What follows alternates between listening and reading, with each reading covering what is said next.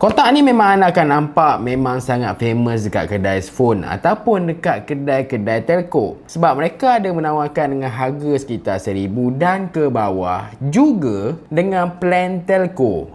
C-series ni memang famous sangat. Dan dekat tangan saya ni kita ada C-series yang terbaru, iaitu Realme C100 5G. Nak tahu tak best ke tak phone ni? Jadi kepada anda yang nak ambil phone ni, sebab apa anda nak ambil phone ni? Sebab design dia tau. Tengok ni, ini phone dekat tangan saya, design dia simple. Tapi walaupun simple, dia nampak premium tau. Dengan warna kat bahagian belakang dia kan, warna yang tak terlalu menyakitkan mata. Kemudian dia ada design kat bahagian belakang ni lagi yang menampakkan dia lebih premium dekat sini. Tapi bukan tu je, dia punya skrin ni. Okey, skrin ni pun sangat luas kat sini. Ditambah pula dia ada 900 nits untuk kecerahan. Jadi kalau dekat Malaysia ni, setakat anda pergi kat bawah cahaya matahari dengan 900 nits tu, dia bukanlah satu isu yang besar. Anda still lagi boleh nampak skrin dia. Dan untuk harga macam ni juga, anda boleh dapat sebuah smartphone dengan 144Hz. Memang rasa semua kat sini. Dan dikatakan dia juga ada 5G. Tapi 5G dia bukan biasa-biasa tau. Walaupun sekitar harga RM1,000, tapi 5G dekat sini ada tambahan. Dia ada AI Net Pilot. Yang mana kadang-kadang anda pergi kat sesuatu tempat tu, tiba-tiba bertukar ke 4G Plus kan. Saya paling sakit hati bila tukar 4G Plus, dia punya internet tak stabil, kadang-kadang slow, kadang-kadang langsung tak ada internet pun walaupun dah 4G Plus. Jadi dengan AI Net Pilot ni, dia boleh mencari kawasan 5G yang lebih kuat dekat sini dan boleh dikatakan tarik line lah gitu. At least kalau anda berada kat kawasan kampung, atas highway ke apa kan, tak adalah isu 5G ni sangat. Dan benda yang paling best kat smartphone ni ialah, bukan headphone jack dia, bukan headphone jack dia, walaupun harga RM1,000 tapi dia ada headphone jack. Ini dia plus point. Sebab bagi saya headphone jack kalau ada kat phone tu memang best. Bukan USB Type-C, USB Type-C boleh katakan bawah 500 pun boleh dapat USB Type-C. Tapi dia punya bateri, sebab kalau tanya saya, benchmark saya tahun ni, bateri at least dalam 5 ke 6,000. Cumanya phone ni dia dah ada sampai 7,000 mAh. Dekat dalam kotak ni dia beri 15 watt charging. Jadi kalau nak rasa lebih laju, sebab 7,000 mAh tu yang agak besar tu, nak charge ni memang agak lama lah kalau pakai 15 watt. Anda pergi cari kabel dan juga plug yang support 45 watt. Jangan risau, benda ni agak mudah dicari dan harga dia tak ada terlalu mahal. Bawah 50 pun anda boleh dapat satu set. Tapi bukan setakat tu saja. Ada satu lagi function yang bagi saya wow factor lah untuk phone ni, iaitu bypass charging. Kenapa kena ada bypass charging?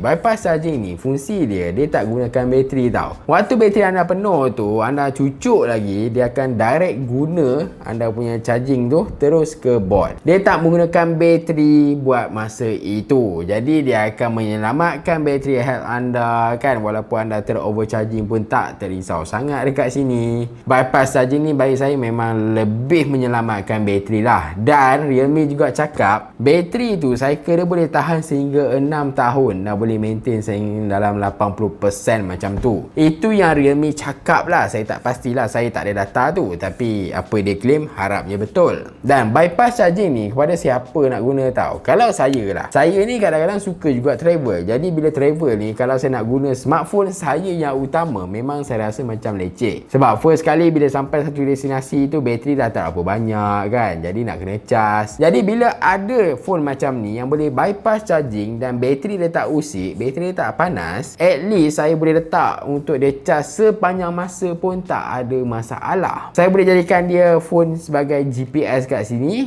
Cucuk je dekat car charger tu, biar je, tak payah nak risau bateri kembung ke kan. Tambahan pula kat sini dia ada speaker tau. Speaker dia sampai 300%. Kalau anda punya kereta ataupun tengah bawa lori ke, tak ada speaker kan, pasang je speaker smartphone ni pun dah cukup kuat dekat sini. Tapi ketahanan dia bukan setakat habis dekat bateri, tapi ketahanan dekat smartphone ni pun juga bagus. Antaranya dia ada military standard 810H. Military standard ni lah penerapan daripada ketenteraan. Jadi peralatan ketenteraan ni memang boleh katakan agak tahan lasak, dan smartphone ni ada iktiraf itu. Kalau phone ni nak pecah tu cerita lain, tapi kalau nak still boleh guna tu, yang ini boleh katakan okey lagi. Dan dia ada juga IP64 yang mana kalis air dia juga kalis debu. Cumanya walaupun ada IP64, janganlah anda pergi rendam ke kan, sebab dia tak ada waranti untuk itu. Kamera dia macam mana? Kamera dia untuk harga dia memang itulah standard dia, 50 megapixel untuk kamera bahagian belakang. Saya nak kata kamera dia cantik tu tak lah kan. Anda boleh tengok sekali macam mana kualiti dia. Dia just nice macam tu je dengan harga dia. Sebab phone ni bukan dilengkapi dengan kamera yang terlalu cantik, tapi kamera dia yang just nice. Untuk tanggapan waktu malam pun just nice je dekat sini. Ultra wide pun ada dekat sini. Apa pun apa kata anda nilaikan dan nyatakan dekat bahagian komen di bawah. Anda rasa kamera dia dah memuaskan ataupun tidak. Dan tak perlu risau juga, phone sekarang ni dah ada NFC kan. Itu yang bagus. Dan yang menarik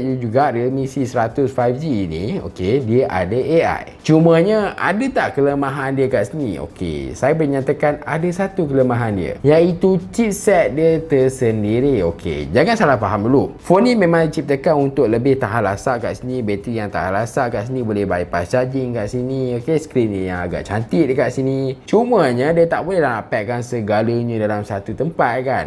Jadi chipset dia jadi kekurangan. Dia hanya menggunakan chipset pada binatang, iaitu MediaTek Dimensity 6300, iaitu 6nm dengan 5G.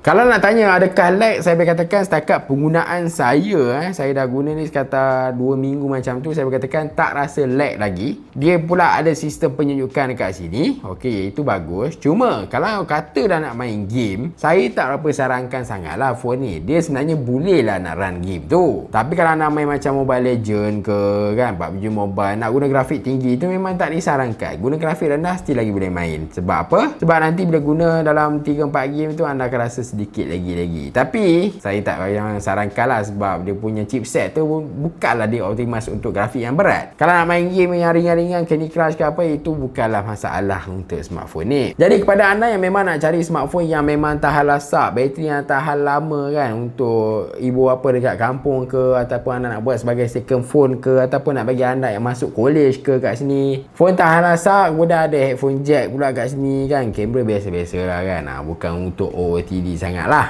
Bagi saya smartphone ni just nice je. Tambah pula anda boleh ambil dia dalam package telco, ataupun anda boleh pergi je kedai, banyak sangat yang jual kat sini. Memang C series ni memang famous sejak daripada dulu lagi. Saya tak pasti pendapat anda macam mana pula dengan Realme C series yang terbaru, iaitu C100 ni. Nyatakan dekat bahagian komen di bawah, dan macam biasa, lupa like, subscribe, share. Terima kasih.